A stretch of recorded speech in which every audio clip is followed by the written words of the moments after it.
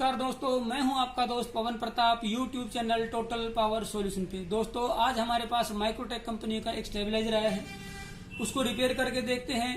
और दोस्तों, महत्वपूर्ण बात यह है कि जब भी आप रिपेयरिंग करने लगें तो आपको दो चीजों की बहुत जरूरत होती है, वो आपका कॉन्फिडेंस और वो आपका पेशेंस।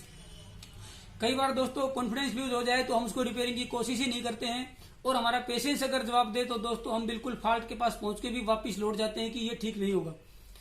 छोटे या बड़े किसी भी फॉल्ट को रिपेयर करने के लिए दोस्तों कॉन्फिडेंस और आपका पेशेंस बहुत जरूरी होता है। दोस्तों, आज हमारे पास ये माइक्रोटेक कंपनी का एक स्टेबलाइजर आया है। ये इनपुट 90 वोल्ट से लेके और 300 वोल्ट यानी कि 90 से 300 वोल्ट तक जो है ये स्टेबलाइज करता है। 1.5 टन के एसी के लिए अप टू 1.5 टन यानी कि 1.5 टन के एसी तक के लिए ये जो है सफिशिएंट है। ये जो आपका स्टेबलाइजर है फिलहाल ये काम नहीं कर रहा है, इसके अंदर कोई प्रॉब्लम है। सबसे पहले इसको मैं कनेक्ट करके देखता हूं कि इसके अंदर प्रॉब्लम क्या है।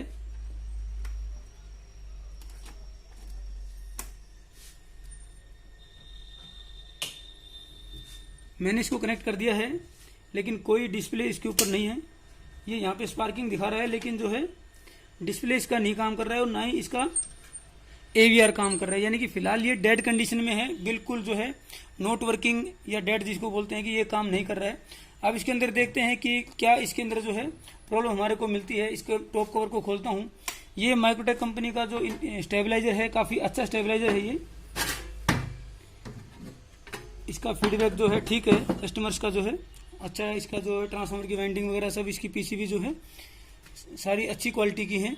अब इसके अंदर सबसे पहले क्या स्टेप होते हैं वो मैं स्टेप आपको बता देता हूं। जब भी आप स्टेबलाइजर को चेक करें तो सबसे पहले ये आप चेक करें कि उसकी इनपुट केबल जो रेड वायर है, जिसको हम लाइव वायर बोलते हैं, वो जिस रिले पर आती है वो रिले का जो है एनसी से कनेक्ट होके वो आपका ट्रांसफार्मर को जाती है वो सप्लाई। न्यूट्रल डायरेक्ट हमारा ट्रांसफार्मर पर चला जाता है और आपका लाइव वायर है वो हमारा रिले के थ्रू कॉमन और एनसी से होते हुए, नॉर्मली कनेक्टेड से होते हुए हमारा ट्रांसफार्मर को जाता है। और उसके बाद वहां से जो है एक स्टेप डाउन होके एक टेपिंग आती है। अलग अलग स्टेबलाइजर के अंदर अलग अलग टेपिंग होती है। 12 से 15 वोल्ट की आपको मिलेगी, किसी के अंदर 12-0-12 मिलेगी, किसी के अंदर सिर्फ 12 मिलेगी।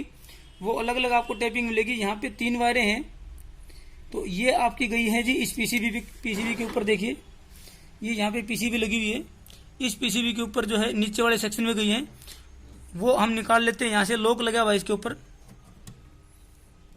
ये देखिए ये मैंने निकाल दिए। देखिए यहाँ पे जो ट्रांसफार्मर से जो है आपकी स्टेप डाउन जो के आती है वो आपकी ये है। अब सबसे पहले हम यहाँ पे वोल्टेज चेक करेंगे कि यहाँ पे वोल्टेज हमारे को कितनी मिल रही है। अगर ये वोल्टेज आपको मिल जाए तो इसका मतलब क्या है कि हमारी इनपुट ट्रांसफार्मर को मिल भी रही है और ये स्टेप डाउन करके हमारे को सप्लाई दे भी रहा है। तो सबसे पहले आप अपने मल्टीमीटर को एसी पे कर लें, क्योंकि ट्रांसफार्मर हमेशा एसी वोल्टेज ही निकालेगा। उसके बाद यहाँ पे वोल्टेज मेजर करें, वहां से ऑन कर दिया, ये कनेक्ट कर दिया था मैंने। अब यहाँ पे मेजर करें, देखिए ये 12 वोल्ट दिखा रहा है आपको। उसके बाद जो दूसरी वोल्टेज है वो 19 वोल्ट दिखा रहा है। कोई भी 2 वोल्टेज, क्योंकि वायर 3 है तो कोई भी 2 वोल्टेज यहाँ पे आपको मिलेंगी। अगर 2 ही वायर है तो आपको 1 वोल्टेज मिलेगी, 12 या 15 जो भी वोल्टेज मिले आपको, लेकिन वोल्टेज आनी चाहिए। यहाँ पे वोल्टेज हमारी दोनों ही वायर पे प्रॉपर आ रही है। अब उसके बाद क्या करेंगे कि हमें ये कंफर्म हो गया है कि यहाँ पे वोल्टेज आ रही है। उसके बाद सिंपल आप जो है सीधा इस पीसीबी को निकाल लें। तो दोस्तों पीसीबी मैंने बाहर निकाल दी है और जो कनेक्टर हमारा इस पीसीबी के ऊपर ये कनेक्ट होना था स्टेप डाउन होने के बाद, वो मैंने कनेक्ट कर दिया। ये एसी है हमारी, स्टेप डाउन हो गया ये। उसके बाद ये रेक्टिफायर सेक्शन लगा हुआ है जिसमें 4 डायोड लगे हुए हैं, फिर फिल्टर है। उसके बाद LM317 एक वेरिएबल वोल्टेज रेगुलेटर है, जिसकी वोल्टेज को हम आउटपुट पे वेरी कर सकते हैं जितनी हमें रिक्वायर्ड हो। 36 वोल्ट तक मिल जाती है हमारे को इससे। यहाँ पे इससे लगभग 12 वोल्ट आपको मिलेगी और वो 12 वोल्ट आपको रिले को भी जाएगी। और साथ में जो 7805 है जो कि पॉजिटिव वोल्टेज रेगुलेटर है, जिसकी आउटपुट 5 वोल्ट है, उसकी इनपुट को भी ये 12 वोल्ट जाएगी LM317 से। तो इसका मतलब क्या हुआ दोस्तों कि इसको अगर मैं चेक करूं, सबसे पहले ये आपको मैं दिखाऊं विजुअली। जो हम इसको चेक कर रहे थे तो हमारे को यहाँ पे जो ये डायोड है ये यहाँ पे थोड़ा सा बर्स्ट है। मैं इसको चेक करके दिखा देता हूँ आपको। देखिए ये देखिए ये जो डायोड था ये यहाँ पे बर्स्ट था, इसका मतलब ये रेक्टिफायर सेक्शन है, ये खराब है। मैं मल्टीमीटर से आपको चेक करके भी दिखा दूंगा। फिजिकली एक तो खराब है ही, बाकी चेक कर लेंगे। अगर नहीं भी खराब है, शॉर्ट आपको नहीं भी दिखा रहे हैं, वैल्यू थोड़ी शिफ्ट दिखा रहे हैं, तो चारों को चेंज कर दें। बहुत कॉस्टली आइटम ये नहीं होता है। उसके बाद ये 317 की आउटपुट भी हम चेक करेंगे, हो सकता है ये भी खराब हो, मे भी कि आपका जो 7805 है ये खराब हो। अगर 7805 खराब है तो माइक्रो कंट्रोलर खराब मिलेगा ही मिलेगा। तो आप इधर एफर्ट ना लगाएं कि आपने रेक्टिफायर सेक्शन चेंज कर दिया, 317 चेंज कर दिया और बाद में पता लगा कि जी हमारी तो इसकी माइक्रो कंट्रोलर ही खराब है और जो हमारे पास अवेलेबल नहीं है, तो आपका टाइम और आपके जो है कंपोनेंट वेस्ट हो जाते हैं। तो उसके इसमें सबसे पहले ये इंश्योर करें कि आपका माइक्रो कंट्रोलर ठीक है। उसके लिए मैं क्या करूंगा कि 7805 है, इसकी इनपुट को 12 वोल्ट जो है अपने एसएमपीएस रेगुलेटर जो होता है, एसएमपीएस सप्लाई होती है, उससे 12 वोल्ट इसकी इनपुट पे दूंगा। और अगर हमारे को इसकी पिन नंबर 20 पे 5 वोल्ट मिल गई तो इसका मतलब मोस्ट प्रोबेबली जो है आपका माइक्रो कंट्रोलर सेफ होगा, क्योंकि इसको 5 वोल्ट से ज्यादा नहीं मिली है। आपकी प्रॉब्लम इस लेवल पे ही होगी। तो इसको मैं कनेक्ट करने के लिए मेरे पास ये रेगुलेटर है जो मैं जनरली यूज करता हूँ। 7805 का जो हीटसिंक है वो आपका ग्राउंड होता है, मैंने ग्राउंड यहाँ कनेक्ट कर दिया है। क्योंकि हमने वोल्टेज मेजर करनी है तो मल्टीमीटर को डीसी पे करके, और मल्टीमीटर का जो नेगेटिव होता है वो भी मैं इसके साथ ही लगा देता हूँ। ये देखिए नेगेटिव को मैंने सप्लाई भी दे दी है और मल्टीमीटर का नेगेटिव वाला प्रोब भी मैंने कनेक्ट कर दिया है। अब जो रेगुलेटर है इसकी 1 नंबर पिन जो है वो इनपुट है, उस पर मैं डायरेक्ट 12 वोल्ट कनेक्ट करूंगा और उसकी पिन नंबर 3 पे 5 वोल्ट चेक कर लूंगा, या फिर पिन नंबर 20 पे भी चेक कर लेंगे, माइक्रो कंट्रोलर की 20 नंबर पिन पे। सबसे पहले तो मैं ये कनेक्ट कर देता हूं और इसकी 20 नंबर पिन पे चेक करते हैं। ये देखिए इसकी 20 नंबर पिन पे 5 वोल्ट है और इसकी 1 नंबर पे भी 5 वोल्ट मिलेगी। मैंने इसको कितना दिया, 12 वोल्ट। कहां पे दिया, रेगुलेटर की पिन नंबर 1 पे। पिन नंबर 1 पे 12 वोल्ट दिया, पिन नंबर 3 पे 5 वोल्ट मिल गया, वही 5 वोल्ट आपका पिन नंबर 20 पे आ गया। इसका मतलब हुआ कि हमारा जो रेगुलेटर भी ठीक है, हमारी माइक्रो कंट्रोलर भी ठीक ही मिलेगी। इसको निकाल देता हूं मैं यहाँ से। अब हमने इंश्योर करना है कि हमारा 317 खराब है या नहीं। उसके लिए सबसे पहले मैं ये जो 4007 4 डायोड लगे हैं इनको चेंज करता हूं और उसके बाद इसको कनेक्ट करके देखेंगे कि 317 ठीक काम कर रही है नहीं। तो दोस्तों 2 डायोड हमारे शॉर्ट थे, जिसमें से एक जो है बस्ट था। मैंने चारों डायोड जो है चेंज कर दिए हैं IN4007, यानी कि 1N4007 जो है आपके डायोड थे, ये हमने यहाँ पे रिप्लेस कर दिए हैं निकाल के। अब हम चेक करते हैं। सबसे पहले कुछ नहीं करना आपने, ये जो स्टेप डाउन की जो टेपिंग है ये आपने 3 पिन पे कनेक्ट कर देनी है। उसके बाद आपको इसकी इनपुट जो है इनपुट से कनेक्ट कर देनी है और इसको आप 230 के आसपास कर लें इनपुट वोल्टेज को। अब हम चेक करते हैं कि हमारा जो है 317 कितनी वोल्टेज निकालेगा और 7805 है वो पे कितनी वोल्टेज है।